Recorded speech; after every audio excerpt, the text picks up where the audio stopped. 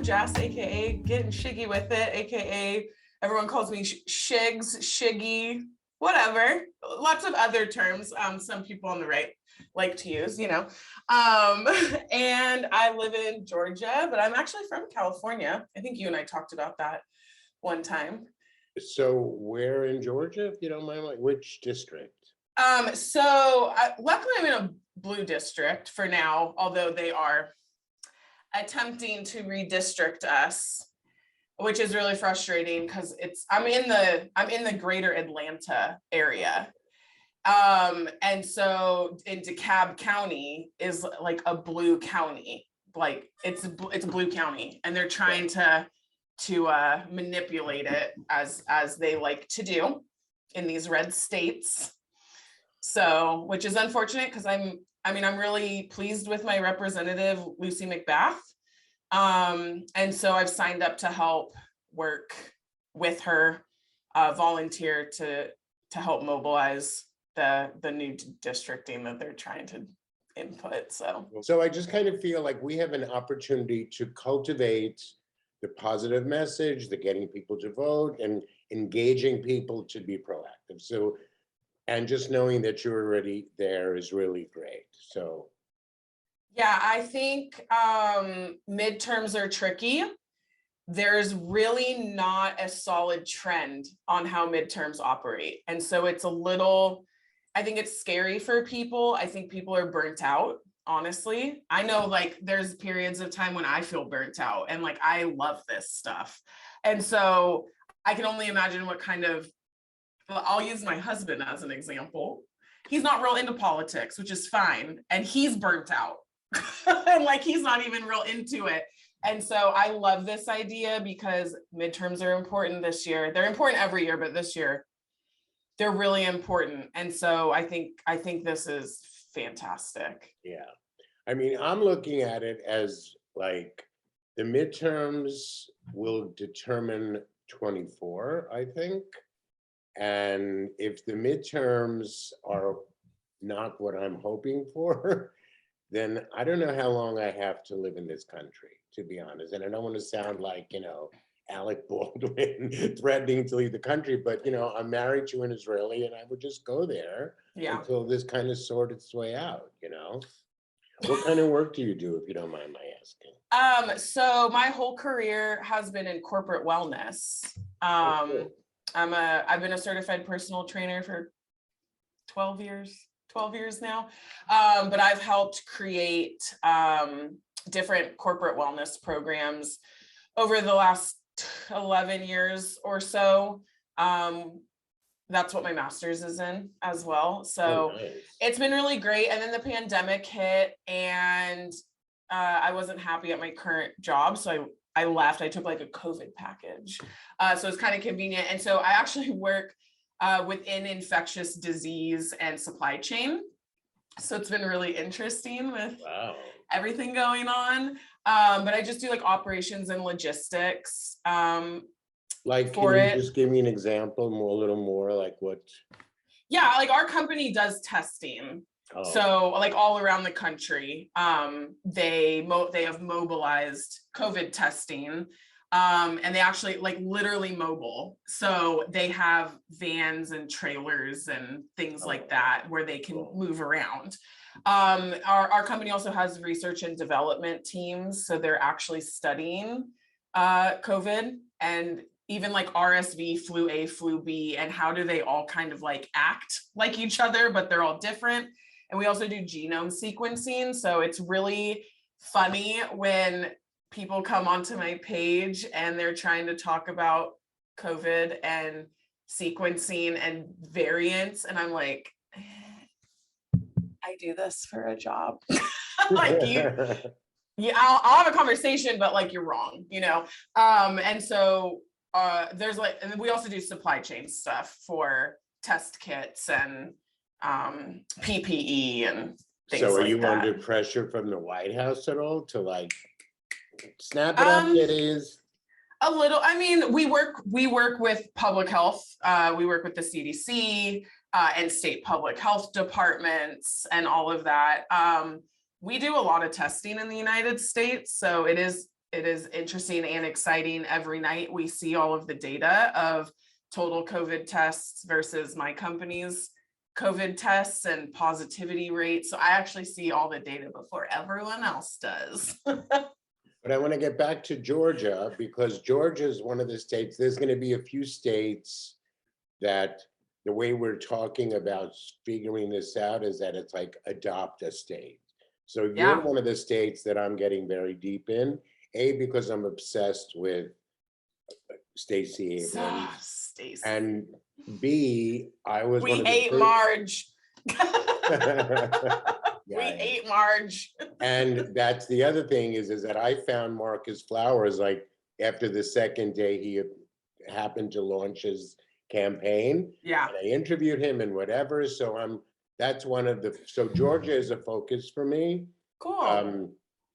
And now you're in Georgia, so we'll connect. So this is one of the key states, of course. Yeah, and Warnock is up for re-election too. I think a lot of people are forgetting that. It kind of comes up every so often when Chrissy's dad starts chattering, even though he hasn't done anything. And so I think people forget that Warnock was a special election last year. And so he has to run again.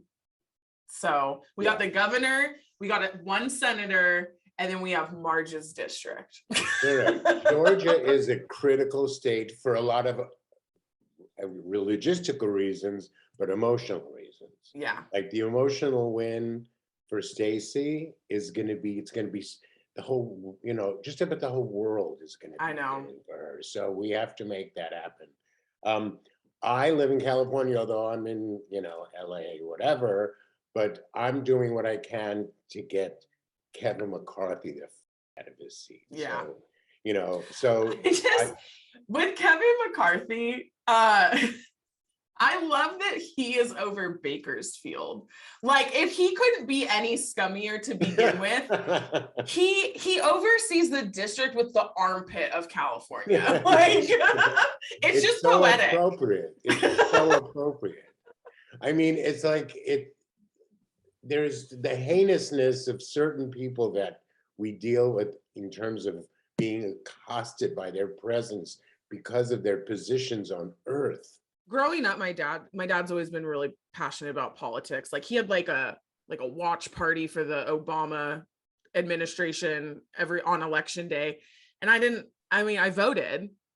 I didn't really understand like why he was so crazy about it. And I am my father's daughter. So here we are, right. Which he just like revels in now. He loves it. But it's like when you're younger, I think the generation behind, I'm an elder millennial. So the younger millennials and then like the older Gen Zers who are now on TikTok, and we didn't have social media growing up. I had like AOL chat, like AIM and dial-up internet. And so we didn't have all of this. We had TV and it was limited. And so growing up, I didn't understand politics or like why politics was important. It didn't affect me, right? It doesn't affect me, but it does. And so being older and really understanding how it's affected me has made me realize how screwed up our system is. Like, I get physically angry about it sometimes when I think too much about it because I'm an overthinker. And that's exactly it, is like there's a lot of hypocrisy. There's zero standards. There are zero standards. I think we can all agree on that. There's no standards for being in office except some age requirements that are all different and citizenship requirements, which are all different.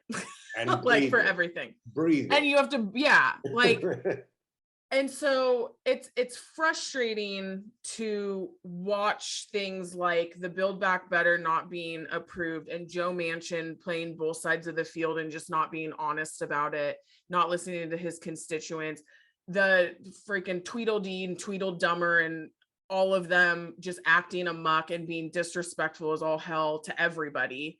And there's no consequences. But what really, really bothers me about what you just explained is it's very clear that it's only about personal gain for a majority of them. I'm not going to say all of them. I don't know everyone's business, but it's really clear for the ones that are constantly gaining in their own pocket, and that's how they're voting. And I don't know. I know I'm just complaining about it, and I haven't really figured out a solution yet. And I am more solution driven. So it's something I've been trying to think about. And I know some of them need to get out, but that's not always as easy as it just seems. But like, I mean, Joe Manchin is a great example. He clearly doesn't want clean energy because he lines his pockets with millions of dollars from coal. I mean, it's just mind-boggling. It's like going to take your test in school and there's 10 questions and you know the answer, but you decide to write down the wrong answer. Like there's just not a disconnect. There's a disconnect between how corrupt we now see. The thing is, the good news about the Trump administration is that it reveals to all of us just how corrupt our government is, you know? Yeah. And we've been always so busy to say, oh, it's corrupt in Russia and it's corrupt in China and it's corrupt here. Yeah, we're like the case study for corruption. And it's really, it makes me just kind of disrespect the whole system. Yes. Because they're disrespecting us. So why should we actually respect anything that is treating its constituents like they don't matter? Yeah. And like that, I 100% agree. And it's really interesting looking at, and I'm not trying to make full on generalizations, but there's a pattern here. Because I think there's shitty people on both sides of the aisle, not just in government, but like on TikTok, like whatever. So there's dumb, there's stupid people, and there's people that don't know what they're talking about and they claim they do on both sides. But what I'm going to say is a pattern that the people on the right, center to right, think more binary than a lot of people on the left, and they just see it as A or B, and that there's nothing in between. And so the comments, I don't know how much you get this, and I know, and I'm not trying to make this a sex thing, but like women on TikTok get treated a lot differently than men on TikTok. Oh, sure. And so like a lot of the comments I get from right wingers is, oh, you love Joe Biden, oh, you worship all of the Democrats. And I'm like, okay, first of all, if you worship any politician, you're weird. You're weird. Do I like certain politicians because of the way they speak to people, the things that they're trying to do? Like, I like and respect John Ossoff. I think he carries himself well. I think that he's trying his best to make change. But I don't worship any of them because that's weird. And so that's the closest thing we did was worship Obama. And Michelle. Yeah. Which, you know, at the end of the day, he wasn't perfect either. We could have. No, but that's the whole thing, is like, no person is perfect, which that could be like a whole other podcast about creators and this expectation around us. Right. But like politicians are still normal people. Like they're still regular humans. They purchase gas and they buy groceries and they make mistakes and they don't always say the right thing. And we're selfish in nature as human beings. And so that is just like what I don't understand, is this whole putting them up on this throne and like you're never allowed to criticize them. And I'm like, I pay them. I'm going to criticize them all I please. And I'm not a fan of most Democrats because they're kind of all one and the same to me, because none of them are grouping together to stand up to the bullshit that is going on. 100%. And they're in a place of power. Like, if they really got together and made a plan and just had some balls to do it, they could implement some type of change, but they're not. So I don't have a whole lot of respect when you're literally not working for the people that pay your freaking bills. No, it's like, I am so frustrated with our own party that if we don't get voting rights passed, I don't want to, you know, the truth is, I don't want to hear about Build Back Better, till the voting rights pass. Yeah, And I've if been that those way for a while. progressives decide to tie voting rights in with Build Back Better and we lose both, I will lose it. I'll Yeah. leave the Democratic Party once and for all. Not that that's a threat to anybody, but just like the way I was raised and was built my whole life. Yeah. But we have voting rights is uber alles, which is why I feel like we the people, like I just think back to when Trump won and the women's rights movement and the women's movement, the women's march before it got all cockadoodled, we had all over the country. And then when the kids were being put in the concentration camps at the US border, there was 700 rallies around the country. And then when George Floyd was murdered, don't even need to tell you how much was mobilized. Yeah. And when gay rights in the 80s needed funding for AIDS, we were there. So what has to happen? And when the Vietnamese War, it was in the streets, the moratorium to end the war in Vietnam. So Yeah. we have to do that exact same thing. Yeah. And it has to happen, period. And if we all have to mobilize and go to whatever, it has to happen because the people is all we have left is each other. I really feel that, especially if for whatever reason, voting rights don't get passed. Because I still think, if I'm not wrong, even if we don't get voting rights, but if we show up in these kind of numbers in 2022, we can still win. Yeah, no, I agree. Yeah, the Voting Rights Act thoroughly pisses me off, especially because John Lewis is from Georgia. I actually personally know people that worked for him before he passed away. And so kind of understanding that the type of person he was off of screen, he's the same person he was. He loved everybody. He fought for everybody. And he really didn't care who you voted for. If you lived in his district, he was your representative. And he was a kind person. And so, especially for him to be tied to this, for me, I get very passionate about it. But here's the thing, Georgia doesn't have same-day voter registration, which is garbage, by the way. I don't understand why, if you're showing an ID the same day, why you can't freaking register. Other states do it. But that was part of the problem, was that people are showing up to polls and all of a sudden they're purged from the registration database and they're not allowed to register. Right. And I think that there are some workarounds to that when that happens, but the normal average person doesn't know that. Okay. And that's what he was banking on, was that you show up to the polls, there's something wrong, you're allowed to call and file for that, but the average person doesn't know that because it's not common knowledge, let's be honest. No, because we're not taught civics in our school systems. But that's beside the point. That's like another conversation. But the thing is, here's like, I don't understand why there isn't just one set of rules for the whole country for voting. Why does every other state have? It's gross. Why does Utah have almost all mail ballots, absentee ballots, mail-in voting, and no one seems to have a problem with that? I think Washington State also, if I'm not mistaken, and Oregon. But let's be honest, which one of those is a red state? And everyone is silent about the absentee voting going on in that one red state, and it's not an issue there. And nobody. That's what I don't understand.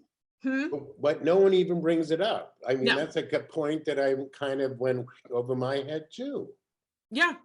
So Utah, predominantly white, it's like what, 97%, 95%, don't quote me on that, is white, and it's Republican for the most part. You look at Salt Lake City and it's a blue dot, like all cities are.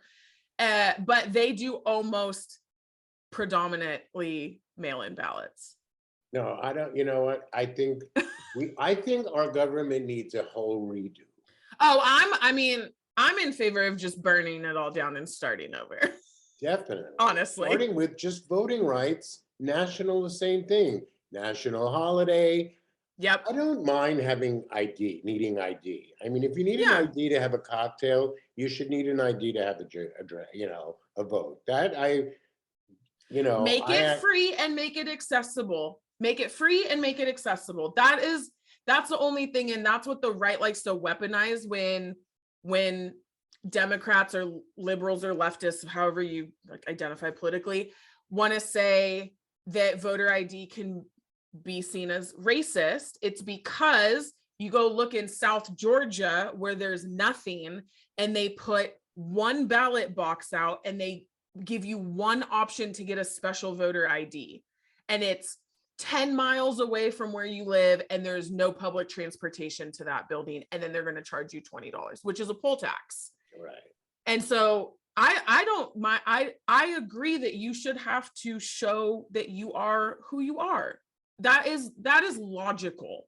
You shouldn't just be able to walk. I mean, it's the same. You got to prove who you are to get a credit card, like, or a car or a house or an apartment. It's the cocktail theory. Yeah. So like, yeah, I don't know of anybody that I associate with that's like, no, you don't need an ID, any type of ID to vote. Like, we all agree you should have to prove who you are. It shouldn't be special.